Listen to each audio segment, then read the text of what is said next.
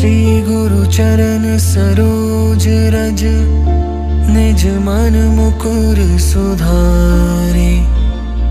बरनउँ रघुबर बिमल जसु, जो दायक फल चारि।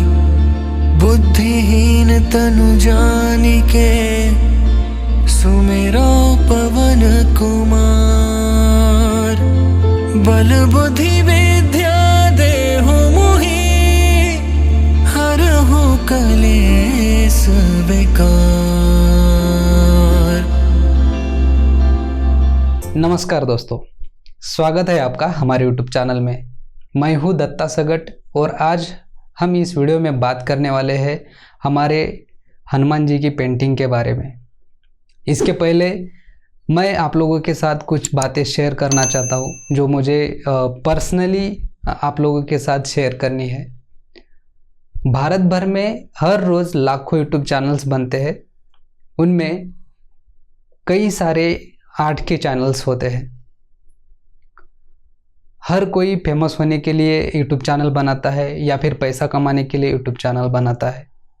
हर रोज़ मैं इंस्टा पे, YouTube पे अलग अलग अंदाज में, अलग अलग स्टाइल में पेंटिंग्स को देखता हूँ। लोग अलग अलग तरीके से पेंटिंग बनाते हैं। ये सारी नई नई चीज़ें मुझे सीखने को मिलती है और कुछ चीज़ें ऐसी है जिसके ऊपर मुझे गलत लगता है। बहुत सारे आर्टिस्ट मैंने देखा है कि पब्लिक स्टंट करते हैं, जैसे कोई शैम्पू से भगवान की पेंटिंग बनाना। मुझे ऐसा लगता है कि पेंटिंग बनाओ, आप किसी भी हद तक एक्सपेरिमेंट करो उसके ऊपर, लेकिन अगर जब भगवान की बात आती है, जब संस्कृति की बात आती है, तब मैं वहाँ पे थोड़ा सा स्ट्रिक्ट हो जाता हूँ। क्योंकि अगर आप भगवान को शैम्पू से, दांत घिसने वाले पेस्ट से, किसी भी ऐसी चीज़ से आप बनाते हो, तो वहाँ पे मुझे थोड़ा सा गलत लगता है। हमारी इतनी सालों की संस्कृति है, इतने सालों के ग्रंथ है, ऐसी ऐसी किताबें हैं, उन्हें पढ़कर हम हमारी पूरी जिंदगी जी सकते हैं, वो भी अच्छे से। उसमें की अलग अलग स्टोरीज है इतने सारी, और हम उन कैरेक्टर को ऐसी चीज़ों से बनाते हैं जिनको लोग पूजते हैं। जिनको लोग पूजते हैं उनको हम शैम्पू से बनाते हैं, उनको हम किसी ऐसी चीज़ से बनाते हैं जिनका मैं ऐसे बोल भी नहीं पा रहा हूँ। तो ये चीज़ें करना क्या सही है? क्या ऐसी चीज़ों से हमारा धर्म आगे बढ़ रहा है? या ऐसे पब्लिक स्टंट करने के बाद जब ऑडियंस देखती है तो उनको कुछ नया देखने के बाद लाइक भी भर भर के करते हैं। क्या हम हमारी संस्कृति भूल के उन चीज़ों को एक्सेप्ट करने लगे हैं? जहाँ की बाहर देश वाले परदेशी लोग हमारी संस्कृति एक्सेप्ट करने को तैयार है, वो खुद हमारी संस्कृति को अपनाते हैं, पवित्र मानते हैं, और हम उसका कैसे इस्तेमाल कर रहे हैं। तो ये बात मुझे कहीं खटकने लगती है। अगर आपको ये बात एक खटकती है तो ऐसे आर्ट को क्या रोकना ज़रूरी है, ताकि हमारी संस्कृति को कोई दाग धब्बा ना लगे। तो इसके ऊपर क्या करना चाहिए? अगर कोई आर्ट भगवान का बनाना है तो इसके ऊपर क्या करना चाहिए? सुबह सुबह नहाओ, सच्चे मन से कैनवास अच्छा सा लगाओ, पेपर अच्छा सा लगाओ, अच्छे कलर यूज करो। भगवान ने हमें उनको किसी तस्वीर में लाने का सौभाग्य दिया है, उनको लोगों के सामने प्रस्तुत करने का सौभाग्य दिया है। आपके अंदर ऐसी कला दी है जिनको आप चित्र रूप में प्रस्तुत कर सकते हैं लोगों के सामने। आपके कलाकारी को लोग झुक के नमस्कार करते हैं। उनकी भावना, उनकी आत्मा, उनकी श्रद्धा, उनकी संस्कृति सब आपके पेंटिंग के सामने झुकती है। और आप ऐसी चीज़ें बनाते हो, मुझे बिल्कुल अच्छा नहीं लगता। तो इसलिए सुबह सुबह पहले नहाओ, बिना नहाए उनको छूना भी नहीं, ताकि जब आप उसको क्रिएट करते हो तब भगवान उनमें आना शुरू हो जाते हैं।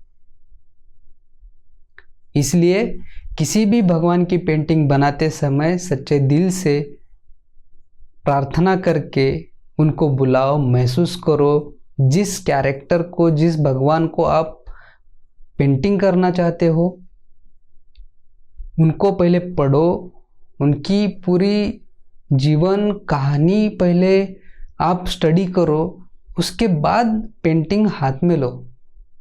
उनकी जो पॉजिटिव एनर्जी है उसको अंदर लो और उसी श्रद्धा से उसकी पेंटिंग करना चाहिए। और धर्म हमारा बेस है, उसको कोई भी हिलाएगा तो मुझे तो गुस्सा आएगा। मैं दिल से आप लोगों से माफ़ी मांगता हूँ, क्योंकि मुझे जो बुरा लगा मैंने आप लोगों के साथ शेयर किया। अब हम हमारी पेंटिंग की तरफ आते हैं। उसके पहले मैं मेरी ज़िंदगी का एक छोटा सा किस्सा बोलता हूँ, क्योंकि ये रिलेटेड है मेरे पेंटिंग के साथ। जब मैं 7th 8th स्टैंडर्ड में था तब की बात है, जो मुझे ऐसी घटना पर मुझे यकीन नहीं है, लेकिन फिर भी मेरे साथ ये घटी है। मुझे बचपन से बहुत ख़तरनाक चीज़ों का डर लगता है, और मुझे आदत भी है कि नई नई चीज़ें देखना, रहस्यमयी चीज़ें देखना। और मेरी बचपन में 94 का हूँ, तो जितने भी लोग मेरी एज के हैं तो उनको पता होगा कि हमारे टाइम पे दूरदर्शन पर फिर कोई है, आप बीती करके और एक मालिका थी, और जो भी हॉरर मूवीज़ होते थे वो मुझे देखना बहुत पसंद था, क्योंकि उसमें रहस्य होता था, कुछ तो अलग देखने को मिलता था। और जो चीज़ें देखता था वो मुझे सपने में भी आता था। मुझे खुद के घर में भूत दिखने लगते थे। ऐसे ही एक दिन मुझे लगता था कि ऐसे मुझे मूवीज़ देखता हूँ, सीरीज़ देखता हूँ तो आते होंगे, लेकिन एक दिन बाबा हमारे दरवाजे पे आए, तो उन्होंने भिक्षा ली, और उसके बाद जब जा रहे थे तो वो बोले कि तुम्हारा एक छोटा बच्चा है। आई बोली है, तो उसके ऊपर काली साया है। तो आई घबरा गई, तो उसके ऊपर क्या करना चाहिए बाबा? तो उन्होंने बोला कि हनुमान जी का ताबीज़ उसको दो, तो उसको कोई दिक्कत नहीं होगी। तो मैं गले में ताबीज़ पहनना शुरू किया, और जब भी ताबीज़ पहनता वो सिर्फ 2 या 3 दिन तक रहता था, उसके बाद वो गिर जाता था। फिर सब डर गए, मेरे पे गुस्सा करते थे, तेरे से ताबीज़ संभाला नहीं जाता।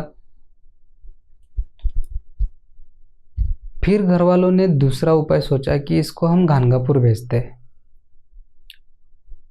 फिर मैं गानगापुर अकेले ही चला गया, उतनी कम उम्र में। वहाँ पे जाके डुबकी लगाई, भगवान जी के दर्शन लिए, और मेरी आदत है कि मैं वहाँ पे बहुत सारा घूमता हूँ। जहाँ पे भी नई चीज़ मिलती है देखने को, पूरा देख के आता हूँ। तो वहाँ पे बहुत सारी चीज़ें थी मुझे देखने के लिए, गांव से बाहर नहीं निकला था कभी। तो घूमते घूमते एक मठ पे गया, वहाँ पे एक तपस्वी बैठे थे, वहाँ से गुजरा मैं। गुजरने के बाद वो तपस्वी ने पीछे से आवाज़ दी, बुलाया मुझे, और बोले तेरे साथ ऐसी ऐसी घटनाएं घटी है क्या अब तक, और तेरे ऊपर ताबीज़ टिकता नहीं है? तो मैंने बोला हाँ। तो उनको मैंने पूछा कि हाँ, इसीलिए तो मैं यहाँ पे आया हूँ, तो कोई उपाय है तो बता दीजिए। फिर उन्होंने कहा कि ऐसी जगह पे तुम भगवान को शरण दो जहाँ से तुम्हारा भविष्य भी बनेगा और बुरी साया भी नहीं रहेगी, दूर दूर तक तुम्हें किसी चीज़ का डर नहीं लगेगा। तो मैंने पूछा, मैं यहाँ पे आया हूँ तो दत्ता जी का निकालूँ या कौन से भगवान का निकालूँ? तब उन्होंने कहा, भूत पिशाच निकट नहीं आवे, महावीर जब नाम सुनावे। तो मैं समझ गया कि मुझे क्या करना है। तो मैंने बोला कि हाँ, मैं कर लूँगा। फिर वहाँ से गया, उनको पूछा कि आपको कुछ दक्षिणा देनी है, उनको नमस्कार किया। तो वो बोले कि नहीं, मुझे किसी दक्षिणा की ज़रूरत नहीं है, मुझे है ऊपर वाला देने के लिए। तो मुझे उनकी बातें बहुत अजीब लगी और एक पॉजिटिव एनर्जी मुझे महसूस हुई। तो मैं वहाँ से निकला, आगे जाके जो गुंदवाते हैं, टैटूज वगैरह गुंदवाते हैं, तो उनके पास गया और तब मैंने मेरे राइट हैंड पे हनुमान जी गुंदवाया था। ये दिख रहा है, आपको दिखाऊंगा मैं। तो तब से लेके अब तक मैं किसी भी चीज़ से डरता नहीं हूँ, सिवाय कुत्तों के, उनका बहुत डर लगता है। तो ये बात है मेरे ज़िंदगी के साथ घटी हुई है और ये उसी चीज़ के ऊपर पेंटिंग बनाई है मैंने। हर किसी के अंदर एक छोटा बच्चा होता है और वो डरता है, सब लोग डरते हैं। हम कितने भी बड़े हो जाए, अंदर एक छोटा बच्चा होता है और वो अकेले में बाहर निकलता है या फिर ऐसे व्यक्ति के सामने बाहर निकलता है जो वो बहुत अपना है, हक का है, तो वो बहुत डरपोक है। जब भी हम रात में बाहर निकलते हैं रूम से, लाइट्स ऑफ होती है, डिम लाइट्स होती है, तो हमें ऐसा लगता है कि कोई है वहाँ पे, और जब लाइट चालू करते हैं तो कोई नहीं होता। तो इसीलिए मैंने ये पेंटिंग में दिखाया है कि एक छोटा बच्चा है हमारा, एक छोटा बच्चा है जबकि हम खुद है, और उसके पीछे भगवान है जो हमेशा उजाला कर रहे और कह रहे कि घबरा मत, मैं तेरे पीछे हूँ।